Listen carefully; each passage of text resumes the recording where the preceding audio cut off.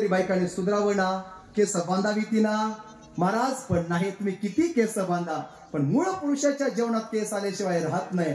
आणि घरात अविवाहित मुलगा मुलगी राहतो याला एक कारण आहे, पितरांची शांती, पितरांचे विध आणि पितरांना पिंडदान केलं नाही. हे गरुड पुराणातली वर्णन महाराज एवढ्यासाठी सांगतो की माणसाला याच्यातून एवढी जागृती हवी का, कारण गेलेल्या पितरांचं आपल्याला सगळं चालतं. काय म्हणतो मी बघा, गेलेल्या पितरांचं आपल्याला सगळं चालतं. म्हणजे काय, त्याची शेती चालल, त्याची वाडी चालल, त्याचा बँक बॅलन्स चालल, त्याची गाडी चालल, सगळं चालतं. पण त्या व्यक्तीच्या नावानं अन्नदान करायचं म्हणलं की तो म्हणतो मला वेळ नाही. कोण असलं थोतांड करतं. पण मला सांगू का महाराज, ज्या व्यक्तीचं निधन होतं तो निघून जातो त्यावेळेस माग धन ठेवतो आणि त्या धनाला पितरांचा आशीर्वाद लागतो. त्याशिवाय धन तुम्हाला यश आणि शांती देत नाही. म्हणून संतांनी तुम्हाला सांगितलंय, पिंड पदावरी दिला आपुलिया करी, झाले माझे गयावर्जन, फिटले पितरांचे ऋण. महाराज, त्या पितरांचं ऋण आपण मागच्यानी फेडणं हे आपलं कर्तव्य. पितरांचं ऋण डोक्यावर ठेवून तुम्ही शांततेनं जगून दाखवा, जगू शकत नाही. म्हणून आज त्या पांडुरंग परमात्म्याकडे तुम्हाला एक मागायचंय महाराज. ज्ञानदेव सांगे दृष्टांताची मात. हे सगळे दृष्टांत तुम्हाला कशाला आहेत, या देहातून चांगला मार्ग भेटावा, तो पांडुरंग परमात्मा देहात असताना कळावा. आणि हा निरोप कोणी सांगावा, संत मायबापांनी. अभंगाचं प्रथम चरण. कृपाळू सज्जन तुम्ही संत जन, कृपाळू सज्जन तुम्ही संत जन, कृपाळू सज्जन तुम्ही संत जन, कृपाळू सज्जन तुम्ही संत जन, कृपाळू सज्जन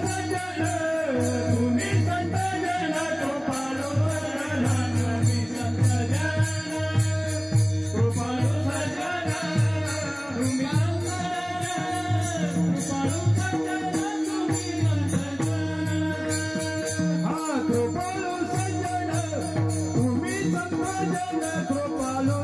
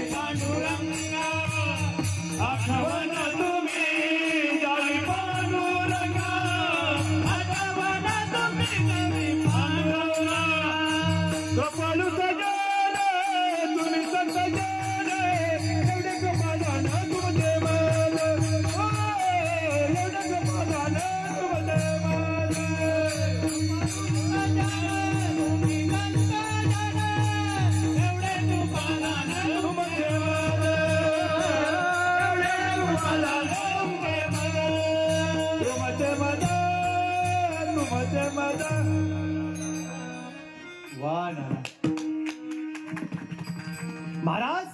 तुकोबर या अभंगाच्या रूपानं पहिलं मागणं सांगतायत पांडुरंगाला काय, कृपाळू सज्जन तुम्ही संत जन.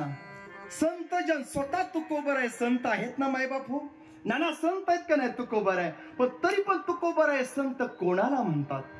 तुकोबर आहे स्वतः संत आहेत आणि तुकोबरायांची विनंती संताकडेच आहे.